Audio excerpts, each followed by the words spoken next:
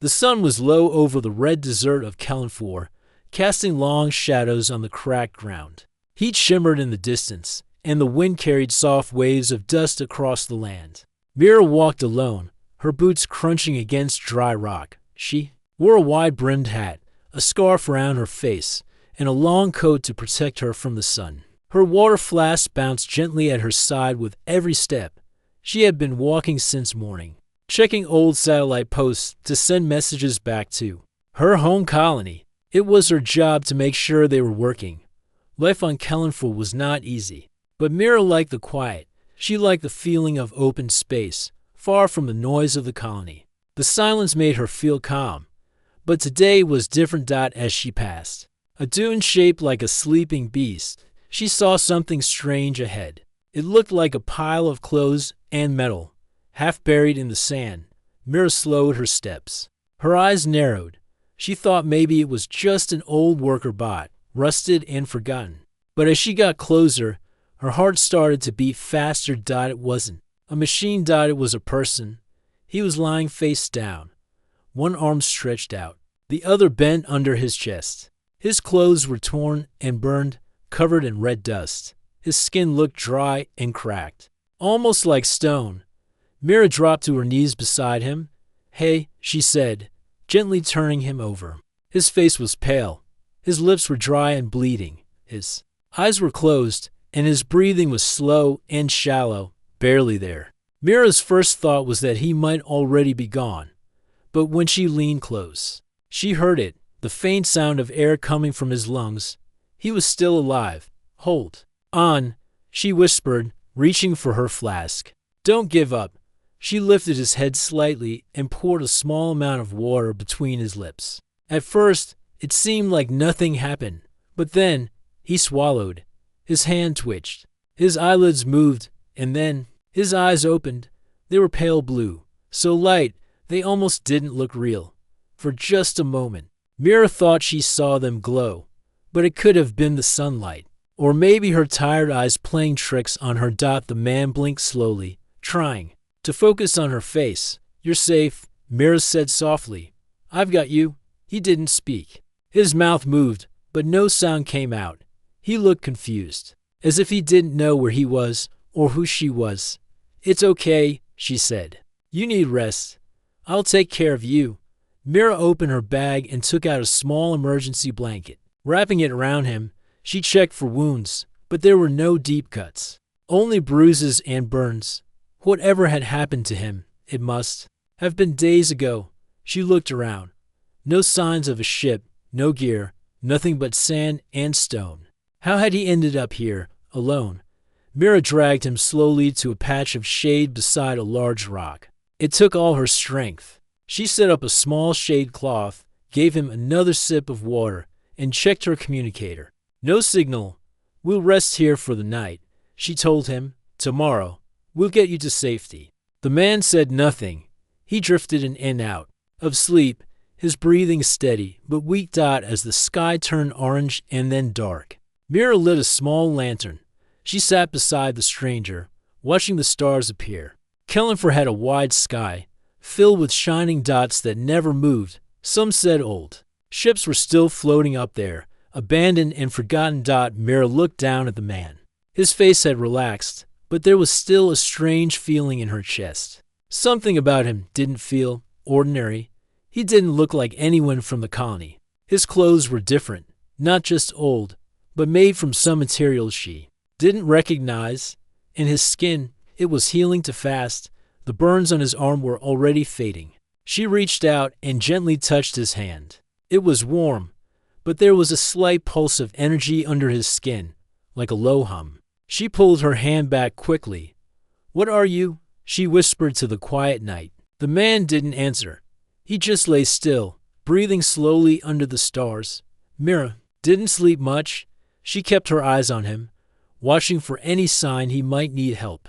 Part of her wanted to leave, to walk back to the colony and let someone else take care of this. But she couldn't, not after what she saw in his eyes. There was fear in them, pain, and something else, something lost. As the night grew colder, she wrapped her blanket around both of them. The wind howled gently, But Mira didn't feel alone anymore. A stranger had come from the desert, and somehow she felt their paths were now tied together. She didn't know that her simple act of kindness, offering water to a dying man, would change everything. Not just for her, not just for him, but for the future of the whole planet. The morning sun slowly rose over the desert, painting the rocks and sand in gold. Mira sat with her back against a large stone, her eyes half open. She had stayed awake most of the night, listening to the wind and watching the stranger beside her. He was still sleeping, but his breathing was stronger now. His skin looked better, not normal, but smoother. The dry cracks had begun to fade. Mira stood up, stretched her arms, and looked around. The desert was calm. Her communicator still showed no signal. She sighed and packed up her small camp. Then she crouched beside the man. Time to wake up, she said softly. His eyes opened slowly. He blinked and stared at the sky for a long moment, like it was the first time he had ever seen it. Then he turned his head and looked at her. "Can you hear me?" she asked.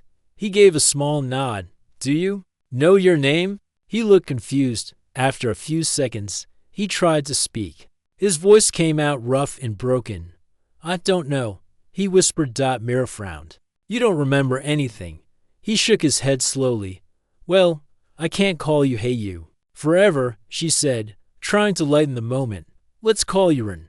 That okay?" Rin looked at her with soft, pale eyes. Then he nodded again. "All right, Rin," Mira said. "Let's get you somewhere safe." She helped him stand. He was still weak, but stronger than yesterday. As they walked across the desert, Mira gave him water from her flask each time he drank. A strange energy seemed to return to his body. Not quickly, but faster than any normal person would heal. After 2 hours of walking, they saw the outline of a small outpost near the cliffs. It was one of the old mining camps, no longer used. But Mira had set up a supply box there weeks ago. She helped Rin inside and gave him some food. He ate slowly, like someone who hadn't tasted anything in a long time. "Still nothing?" she asked as he stared at the dusty walls. "No, just shadows. Light, cold places," he said quietly. Mira sat across from him. "Shadows," Rin nodded. "And machines, broken everywhere." "Machines?" Mira repeated. "Did you work with them?" Rin looked down at his hands. He flexed his fingers slowly, like they were unfamiliar. "I don't know." The way he moved was strange. His steps were careful. His voice was soft. But there was a quiet strength in him, like something was waiting deep inside. As the sun climbed higher, Mira activated the outpost's old signal tower. The power cells were weak, but the beacon worked. Soon, someone from the colony would come. While waiting, Mira gave Rin more water. He stared at the flask before drinking. "This helps," he said. "It's just water," Mira said with a smile. "Dessert special." Rin shook his head. "It's more. I can feel it." Mira frowned. "It's just the standard purifier blend. We all drink it." But Rin looked serious. "It's waking me up." She didn't understand what he meant, but she decided not to press him. Maybe it was part of his memory loss. Maybe he had been without water for too long. Later that afternoon, a small cargo vehicle from the colony arrived. Two workers stepped out, surprised to see Mira with someone unfamiliar. "Who's that?" one of them asked. "A survivor," Mira said. "I found him in the desert. He doesn't remember anything." They looked at him with suspicion. One of them whispered, "He doesn't look like he's from here." Mira narrowed her eyes. "He's hurt. That's all that matters." The workers didn't argue. They helped Mira and Rin into the vehicle, and they drove toward the colony. As the desert turned into rocky hills and then into the outskirts of the colony, Rin stared out the window in silence. His eyes seemed to be watching every detail, like he was trying to understand a world that once belonged to him, but no longer did. The colony was a small place, built from metal and stone. Domes for living, towers for power, and walkways lined with sand filters. People moved slowly, wearing face covers and protective boots. Life here was hard, but the people were kind most of the time. When Mira brought Rin to the medical center, the doctors ran tests. Everything seemed normal. Heart rate, oxygen levels, brain activity.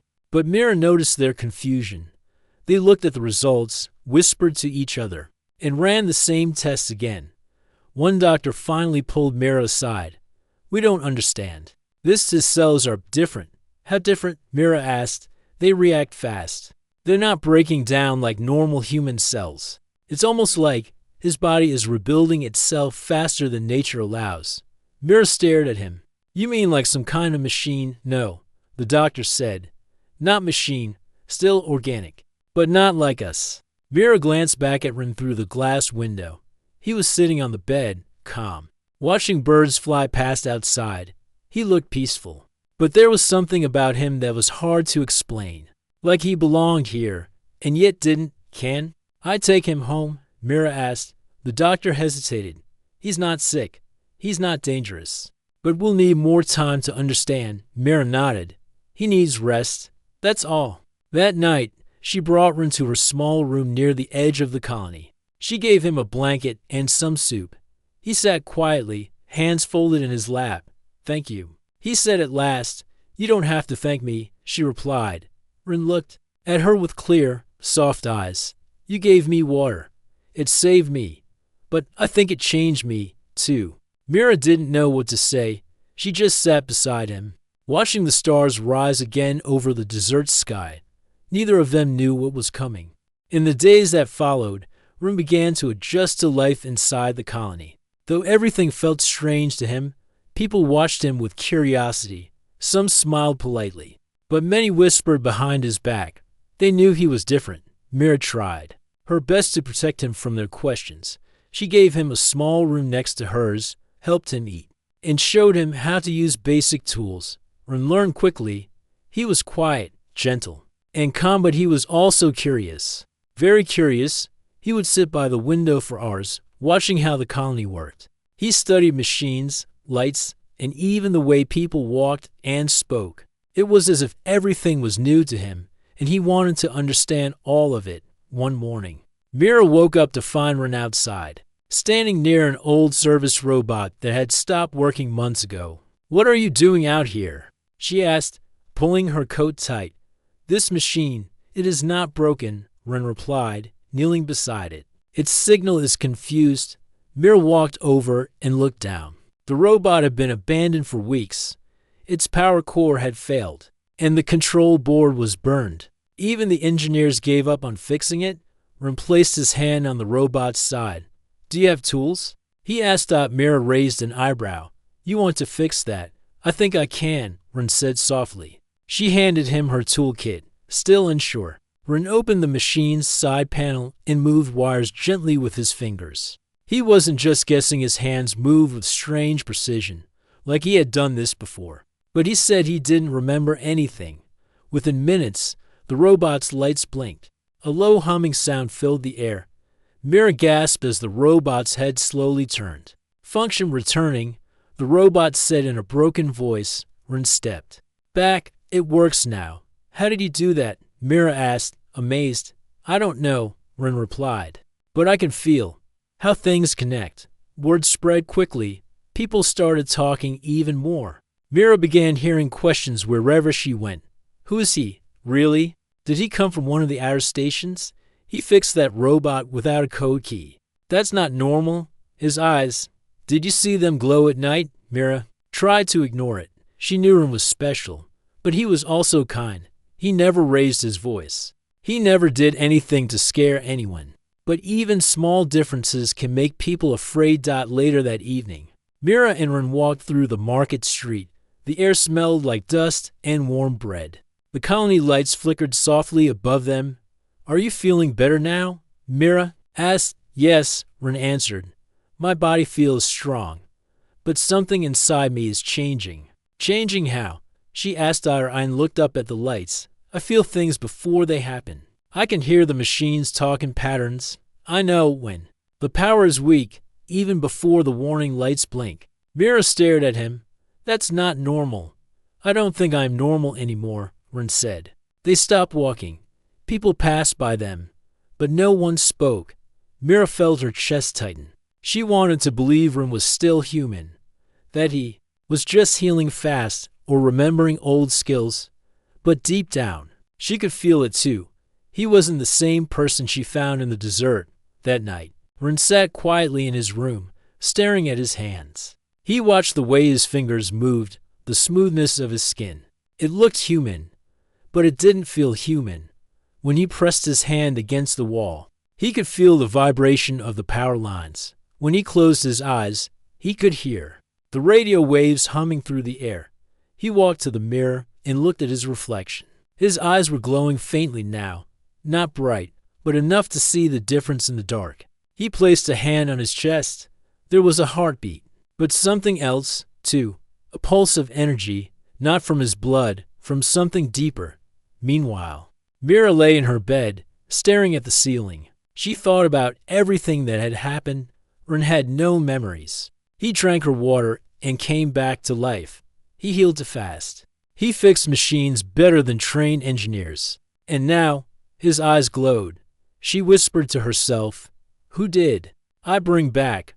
The next morning, Mira took her into the central tower, where the colony's oldest systems were kept. Few people ever visited the lower levels. It was dark and cold. Dust covered the walls. But Mira wanted answers, and this was the only place she knew that still held old data records. "I need to check something," she told her Ian Dot as they stepped inside and looked around. He paused beside one of the old terminals without touching it. The screen blinked on. "I didn't do that," Mira said. Double quotes, "Yes, you did," Ren said quietly. He walked forward and placed his hand on the console. Lights flickered across the room. Old files began to open by themselves. "Ren, what are you doing?" Mira asked, stepping back. "I don't know," Ren said, "but my body does. This system is responding to me." Images appeared on the screen, maps, symbols, logs from long ago. Then, a strange message appeared in a language Mira didn't recognize. "What is that?" she whispered. Ren stared at it. "I've seen it before. In my dreams." Mira's eyes widened. "This isn't Earth tech, is it?" "No," Ren said. "It's older." The room fell silent. Mira realized the truth. Ren wasn't just different. He wasn't from their world. And something deep inside him was waking up, something powerful. But the scariest part, even Ren didn't know what it was yet. The next few days in the colony felt strange. Mira couldn't stop thinking about what she had seen in the old tower. The screen had responded to Ren's touch. The system had shown a message in a language not spoken by humans. Ren had understood some of it, even though he still claimed to remember nothing about his past. He was not just healing fast. He was changing. Ian, too, felt it each morning. He woke up with a clearer mind. Dreams filled his sleep, bright lights, long halls, voices calling his name. Sometimes he would wake up and speak words he didn't recognize. They weren't from the colony's language. They came from somewhere else, somewhere far older. One evening, Ren sat alone outside the colony's gate. The wind was cool, and the desert stretched endlessly before him. Mira walked up quietly and sat beside him. "Your dreams again?" she asked gently. Ian nodded. "They feel real, like memories, but distant. I see machines, floating towers, people wearing silver robes. Do you think they're from another planet?" "I don't know," he said, "but the feeling is strong. Like I once had a mission, a purpose, and now it's waking up."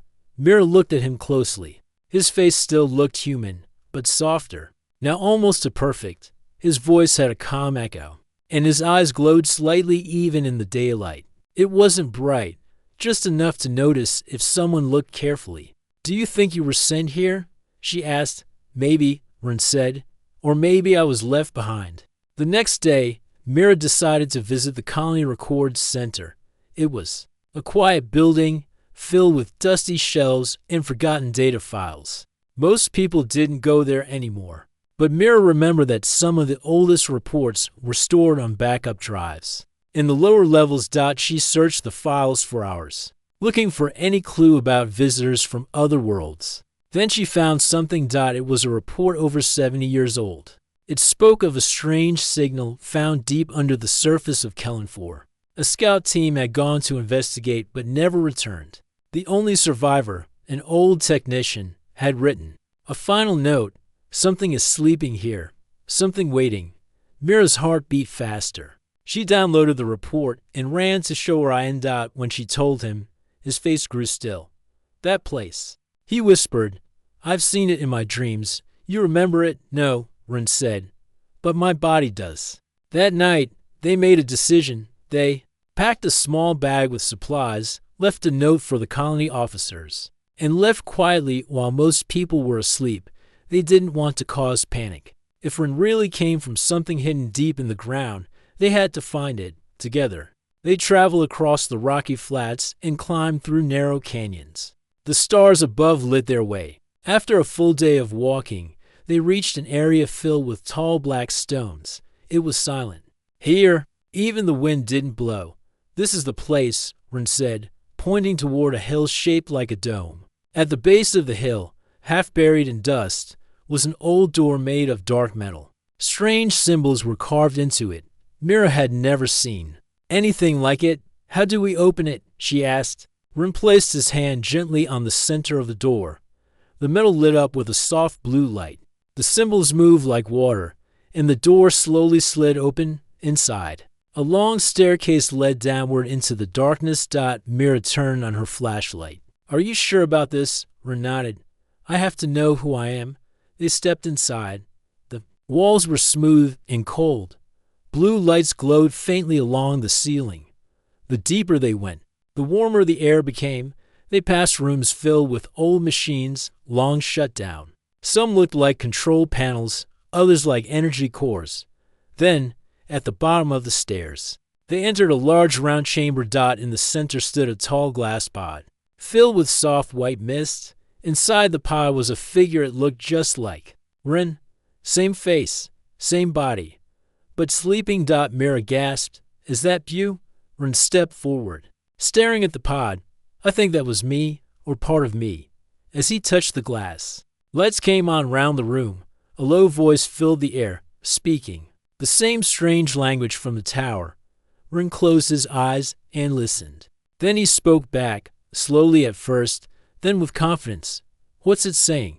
Mira asked. Ren opened his eyes. It says I was made here, long ago, a protector for this world, built to wake up if danger ever returned. Built? Mira asked. You're not human, no, Ren said quietly. But I'm not a machine either. I was designed. Part organic, part energy. My body was meant to rest for centuries. But something in your water activated me early. Mira stepped closer. So, when I gave you water in the desert, you saved me, Ren said. But you also woke me before I was ready. Now, I'm changing. Into what? I don't know. The room grew quiet. Mira stood beside him, looking at the sleeping version of Ren inside the pod. It didn't move, but Ren this one was alive, thinking and feeling. What will happen to you now? She asked softly. I have a choice, Ren said. I can return to the pod and finish my cycle, or I can stay awake. But if I stay awake, I won't be like this much longer.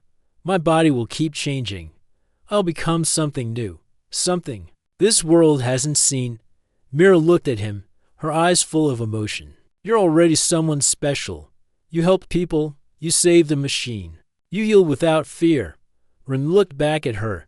Because you helped me first. They stood in silence as the pod hummed behind them. The chamber's lights pulsed slowly. Like a heartbeat, outside, the desert waited, and far above, the stars watched silent and endless. Mira and Ren stood in the silent chamber. The sleeping figure inside the glass pod did not move. The glowing walls around them pulsed softly, like they were alive. The air was warm, filled with a deep, humming sound that came from somewhere unseen. Ren slowly stepped away from the pod. His eyes looked different now, brighter, clearer. Something inside him had fully awakened. He no longer looked like the lost man Mira had found in the desert. This place was made to protect something, Ren said quietly. Protect what? Mira asked, her voice echoing in the round chamber. Ian looked around. This planet, its people, its future. My kind were created to wake only when great danger appeared. But there's no danger now, Mira said. So why are you awake, Ren? turned to her. Because of you, your water triggered something inside me. It connected to the deep energy still running through this place. My body thought the danger had arrived. Mira felt confused. I didn't mean to do anything. I just wanted to help someone who was hurt. And you did, Ren said with a soft smile. You gave life, but now I carry something more, something I don't fully understand yet. They spent a little more time exploring the underground sanctuary. There were empty rooms, old machines that had stopped working, and walls filled with strange markings. In one room, Ren found a mirror-like screen that showed stars and moving planets. This place used to watch the skies, he said, to see what was coming. Maybe they were waiting for someone. Mira pointed to a star blinking in red. Is that a warning? Ren stared at it. Maybe. Or maybe it's just the past playing over and over. After a while, they climbed back up to the surface. The desert air felt colder than before. The sky was gray, and a storm seemed to be coming from the east as they walked back toward the colony. Mira noticed something strange. Ren, your skin. He looked down. Faint glowing lines were forming under his arms and across his neck. They looked like veins of light. It's happening faster now, he said. My body is completing its change. Does it hurt? She asked. No, he said softly. But it's not stopping. When they reached the colony gates, the guards stopped them. You were gone for 3 days, one of them said to Mira. Where were you? We went exploring. Mira replied, there's something. Out there, something buried. The guard looked at Ren. And him, his eyes. They're glowing. Ren stayed silent. Mira stepped in front of him. He's not a danger. But the guard frowned. People are talking. They say machines act strange when he walks by. Some think he's a threat. We don't even know what he is, Mira replied. Exactly, the guard said. That's the problem. They let Mira and Ren enter the colony, but the mood had changed. People stared more openly now. Some whispered. Others stepped aside when Ren passed. That evening, Mira and Ren returned to her home. She turned on the lights and sat at the table. I think they're scared of you now, she said. Ian sat across from her. I can feel it. Their fear. You've done nothing wrong. I know, Ren said quietly. But fear doesn't wait for proof. It reacts. Mira placed her hands on the table. We need to help them understand. Show them you're here to help. Then I need to prove it. Ren said. The next day, something unexpected happened. The colony's power grid began to fail. Lights flickered. Doors jammed. Machines shut down. The engineers tried everything, but nothing worked. They believed the storm had damaged the systems. Mira and Ren went to the control center. The main room was dark, and screens blinked with error codes. We'll lose heat tonight if the power doesn't come back, one worker said. Ren stepped forward. I can help. One of the engineers frowned. You? I can feel the system, Ren said. I think I can speak to it. That's not possible, another said. You'd overload the core. But Mira stepped beside Ren. Let him try. Reluctantly, they agreed. Ren walked to the central console and placed both hands on the panel. At first, nothing happened. Then the lights brightened. The screen stopped blinking. A clear, soft sound filled the room. The entire system came back online. The people around him stared in shock. The head engineer looked at the power graph. It's stable. More than before. Ren removed his hands and stepped back. It's fixed now. How did you do that? Someone asked. I listened, Ren replied, and I answered. News spread quickly. The colony was safe again because of Ren. Some people changed their minds about him. They nodded as he passed. They no longer stared with fear, but with curiosity and respect. But not everyone was convinced. The colony elders met in secret. One of them said, he is powerful, too powerful. What happens if he loses control? Another replied, we must decide soon, before he becomes something else. Mira heard about the meeting through a friend. She warned Ren. They're planning something, she said. They think you're becoming too strong. I am, Ren said, and I don't know how to stop it. That night, Ren stood outside, looking at the stars again. The glowing lines on his skin were brighter now. His thoughts were clearer. His hearing had grown sharper, and his dreams were now full of voices, not one.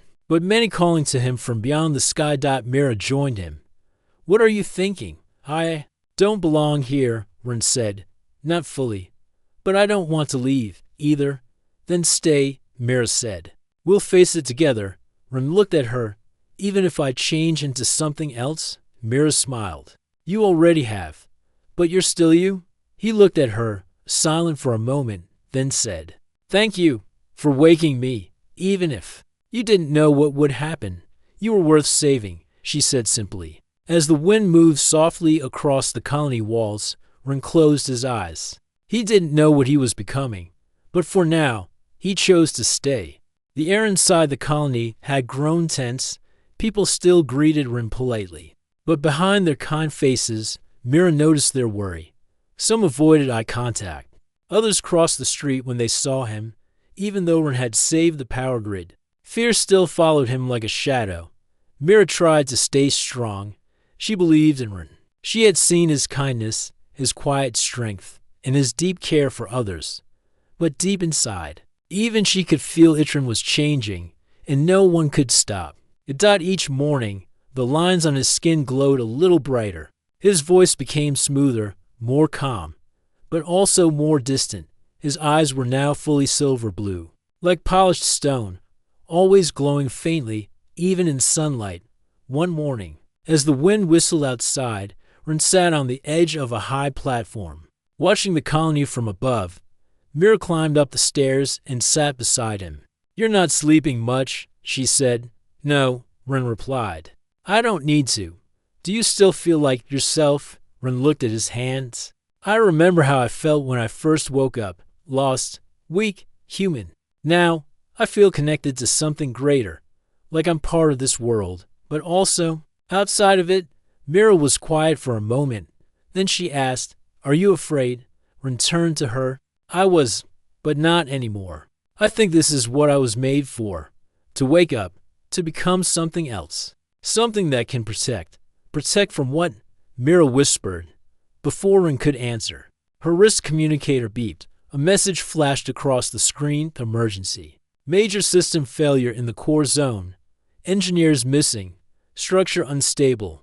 Mira stood up quickly. That's the mining core. We need to go.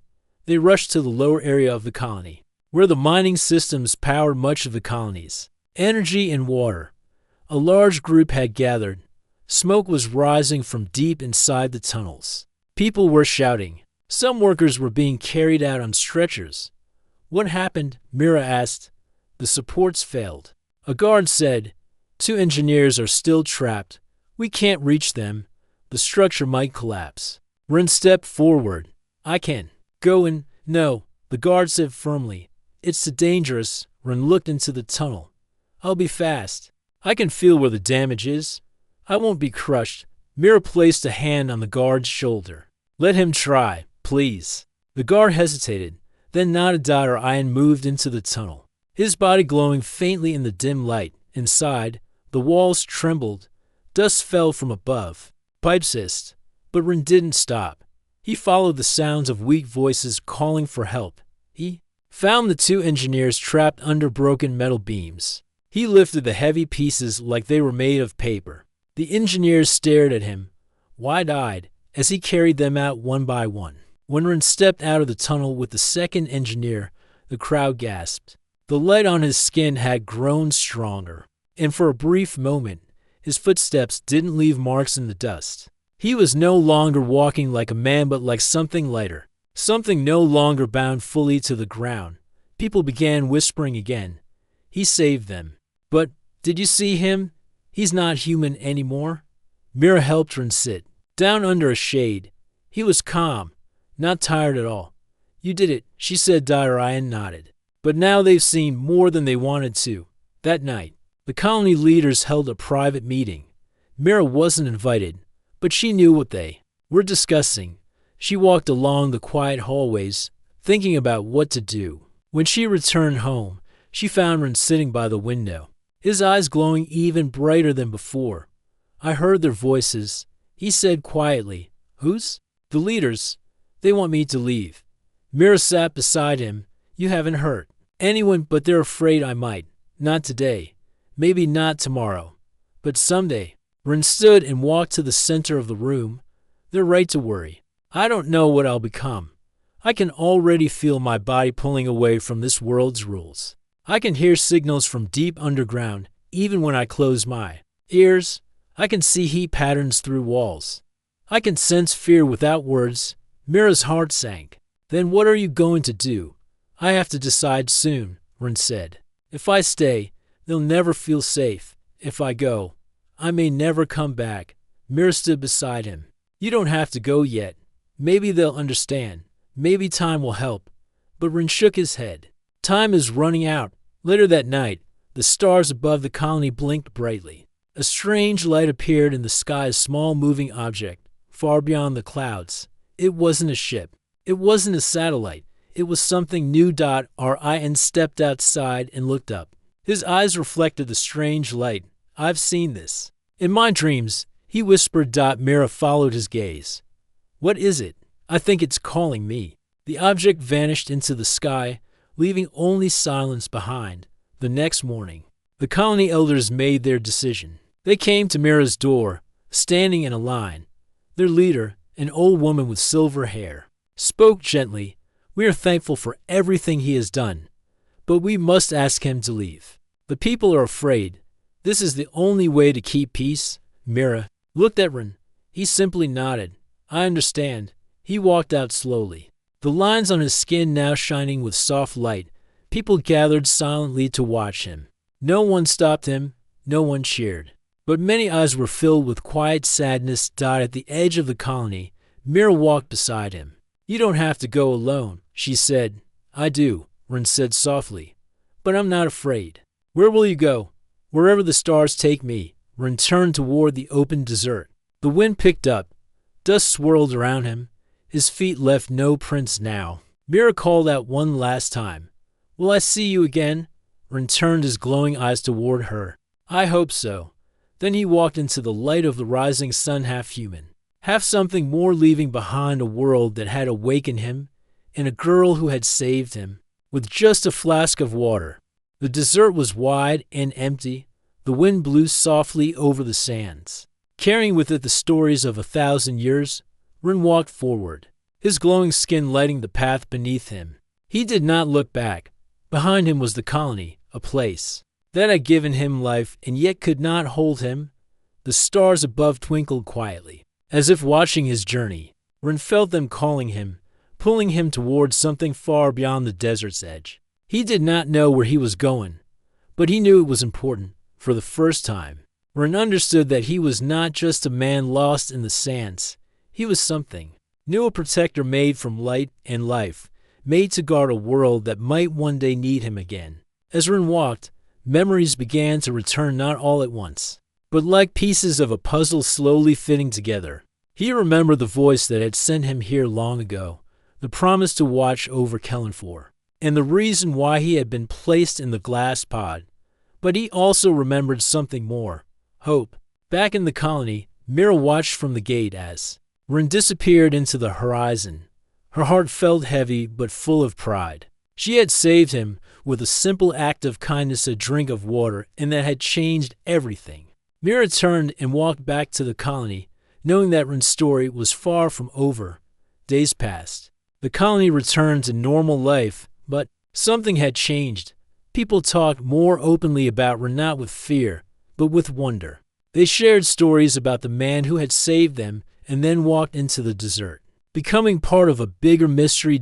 One evening, Mira stood on a hill overlooking the stars. She held Ren's old water flask in her hands, the one she had offered him that first day. Suddenly, the flask began to glow softly.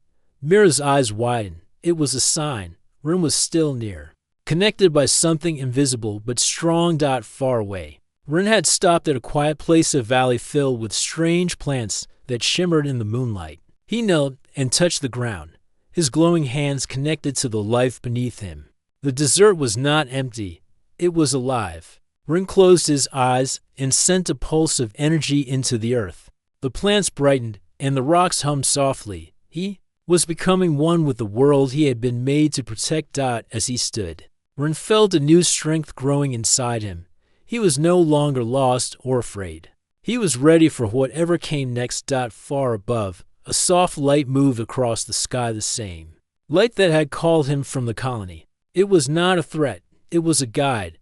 Ren smiled and began to walk toward it, back in the colony. Mira felt peace in her heart. She looked up at the stars and whispered, "Be safe, Ren." And in the silent night, the stars answered. They shone brighter. They waited for the day Ren would return stronger, wiser, and ready to protect the world that had given him life. The end.